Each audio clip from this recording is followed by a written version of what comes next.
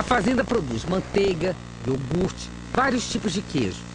Mas o Minas Curado, com aroma suave, está na lista dos queijos brasileiros que podemos chamar em francês de terroir, a mais perfeita expressão da terra em que nasceram. E olha que estamos falando de queijo Minas em território paulista. A qualidade do queijo produzido nessa fazenda começa pelo pasto, que é especial, orgânico, livre de qualquer tipo de agrotóxico, livre de qualquer tipo de fertilizante químico. Depois, passa pelo gado, um cruzamento de 3 raças, holandesa e Jersey, famosas pela produção de um leite mais cremoso, e Gir, conhecida pela resistência. Tudo faz diferença no queijo, assim, o relevo que a vaca come, com certeza. tudo. Com certeza, isso daí é fundamental. Quer dizer, o tipo de capim que a vaca está comendo, o ambiente que ela está inserida, né? O tipo da raça. Então, por exemplo, quanto mais acima de São Paulo, né, Minas, você começa já a ter um pouco de dificuldade com alguns tipos de raça de leite, então você vai ter que usar outros tipos de raça que são mais adaptadas àquela região, e isso interfere muito na qualidade do leite, né, no tipo do leite, né? Ainda de madrugada começa a ordenha das vacas, que o Ricardo chama carinhosamente de meninas. Vai, menina, vamos! O leite, tirado 2 vezes ao dia, de manhã e à tarde, rende 80 quilos de queijo diariamente, além de iogurtes orgânicos. Uma produção totalmente artesanal, mas já de bom tamanho. O crescimento da procura por produtos orgânicos forçou o aumento da produção. Hoje a Fazenda Nata da Serra é um negócio lucrativo. A evolução é evidente, mas a produção artesanal ainda enfrenta algumas dificuldades. O mercado me pressiona a crescer. E eu acho que se eu crescer, eu vou ficar igual aos outros. Essa é uma sensação minha. Então, eu acho que a gente tem que saber o limite nosso e fazer essa produção para que ela continue com esse padrão, né, com essa qualidade e com essa característica do... Delicado. Assim, eu costumo dizer para as pessoas que a gente está numa corda bamba, né, que tem um lado te puxando para você crescer produção, mas também tem o outro lado para você continuar fazendo esse produto, né, da forma como ele é feito. O processo de pasteurização, que aquece o leite a 75 graus, mata as bactérias prejudiciais à saúde, sem eliminar os lactobacilos, que nos fazem bem. 10 da manhã é hora de preparar leite e coalho para fazer o Minas padrão da Serra Negra. Ele dá o ponto nos queijos, corta a massa, afina o sabor com água e sal. O resultado a gente vê em alguns dias, com o tempo certo de cura, já pode saborear o que fez a fama do Serra Negra. Um dos maiores entraves que os pequenos produtores enfrentam é a legislação brasileira, que tem com esses produtos artesanais exigências semelhantes às da grande indústria. Entre elas, uma lei que impede que queijos feitos com leite cru sejam vendidos fora da região. Não é o caso do Minas Padrão feito na Serra Negra, que é pasteurizado, mas é o que impede que alguns queijos excelentes feitos em Minas Gerais possam ser comercializados no Rio ou em São Paulo e assim por diante. No documentário Mineiro e o Queijo, o cineasta Elvésio Raton abordou a questão da legislação, que hoje é um problema para que o Brasil crie e desenvolva queijos diferenciados, como os países europeus. Queijo francês feito dentro das mesmas condições pode ser vendido em São Paulo.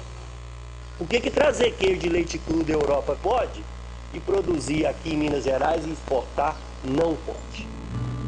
Neste universo de pequenos produtores, foi decisiva a participação do consultor Fernando Oliveira, que se tornou uma espécie de garimpeiro de alimentos.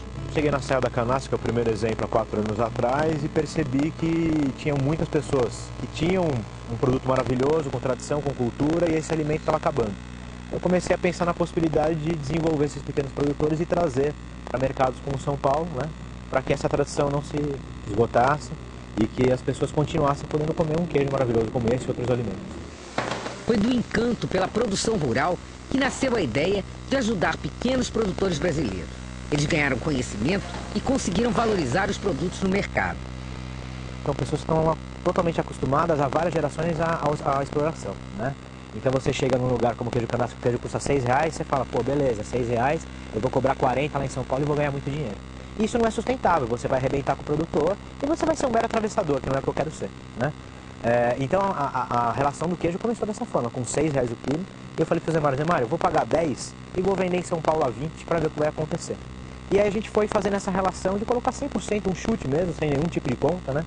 E hoje o queijo do Zé Mário custa R$25 e eu cheguei num patamar aqui em São Paulo de R$40.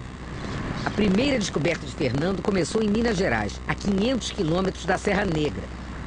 A fazenda do Zé Mário, em São Roque de Minas, produz um dos mais perfeitos exemplos do queijo mineiro.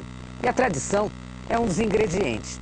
Aqui na Serra da Canastra, eles produzem queijo há mais de 200 anos. Só a família do Zé Mário tem mais de um século na fabricação de queijo. E esse é queijo de leite cru, bem diferente do pasteurizado, absolutamente natural. A gente não mudou o rebanho, não muda o modo de fazer o queijo, né?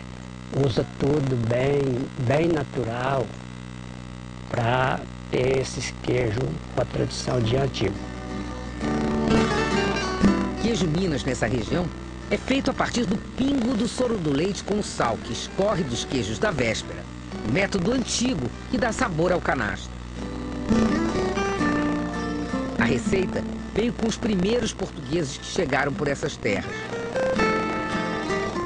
Depois da cura, que varia de acordo com o tempo de 1, 2 dias a semanas, surge um queijo meio picante, mais denso e encorpado.